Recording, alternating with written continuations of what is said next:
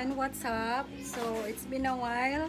Sa previous vlog ko kasi is nabanggit ko doon na I am excited sa aking next travel. So, yan, ito na ngayon.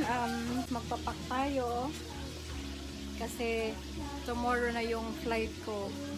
So, ayun nga, instead na excited ako na mag-travel, pero unfortunately, merong nakakalungkot na nangyari, kaya parang yung kasiyahan napalitan ng kalungkutan.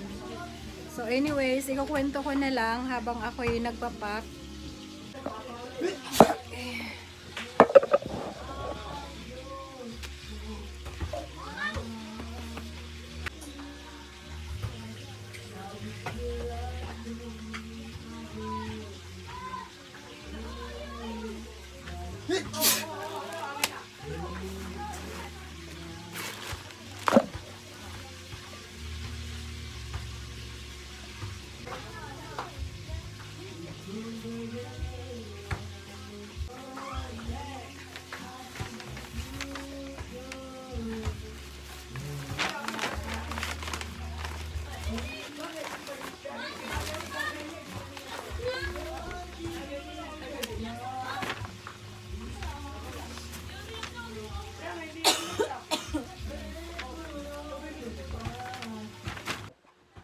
Hi guys, so natapos na akong mag-prepare ng aking gamit. Ito na ang aking luggage.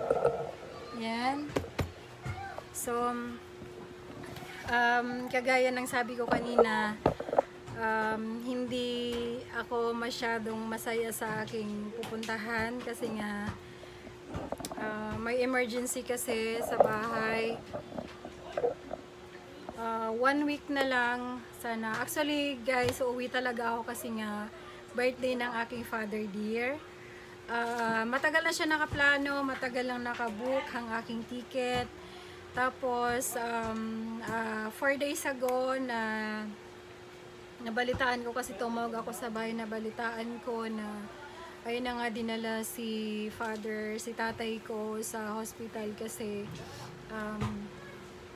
hindi siya okay. So, meron siyang talaga, kailangan niya talagang i-admit kasi ilang araw na siyang inuubo. Tapos, ayun, nahirapan siyang huminga. Kaya, ayun, yung nag-decide na kami ng mga ate ko, nadali na siya sa hospital. And then, yeah, until now, we're praying talaga na sana nga, kasi malapit na yung birthday niya, sana nga makalabas na siya, magiging okay na siya.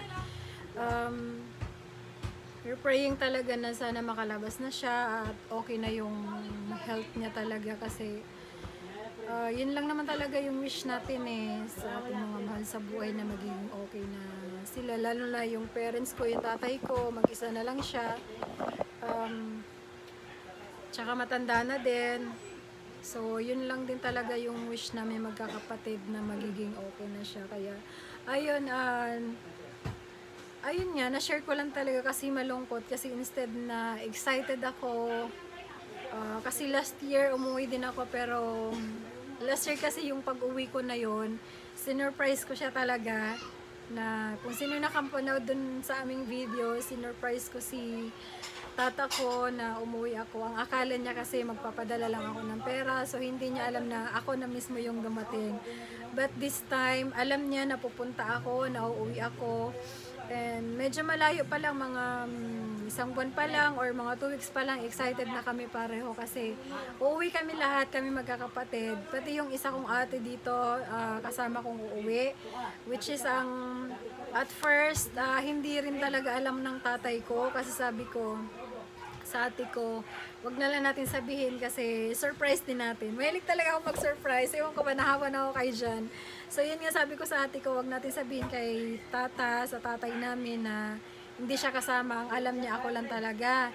Pero ayun nga, dahil nga sa nangyari, so kailangan namin siyang i-motivate.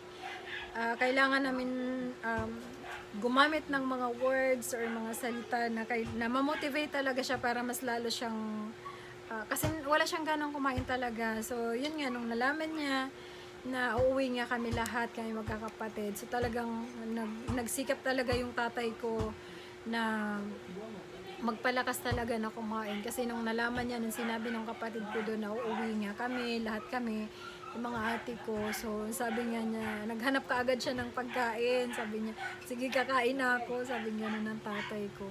So nakakatuwa lang. So sana nga lang talaga sa flight namin tomorrow, magiging okay na siya. Sana makalabas na. Magiging okay na ang mga lab results ni tata. Kasi ang lungkot, alam mo yung mag-birthday ka na may sakit. So sana lang talaga magiging maayos. So ayun lang, shinare ko lang. So ang uwi ko pala guys, uuwi po ako sa Jensan.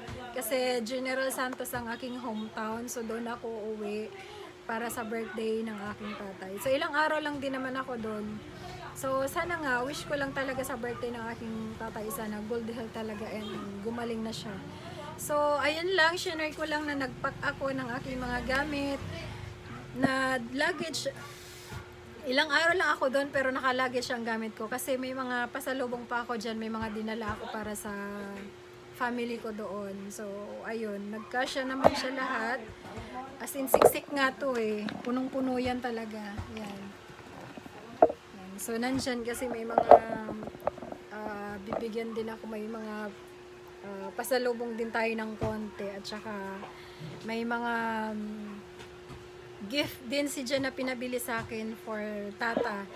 So ayun lang, thank you so much for watching and abangan nyo guys yung aking kasi may mga i-upload ako mga videos na nasa province ako. So, sana manood kayo. Thank you so much for watching. Bye!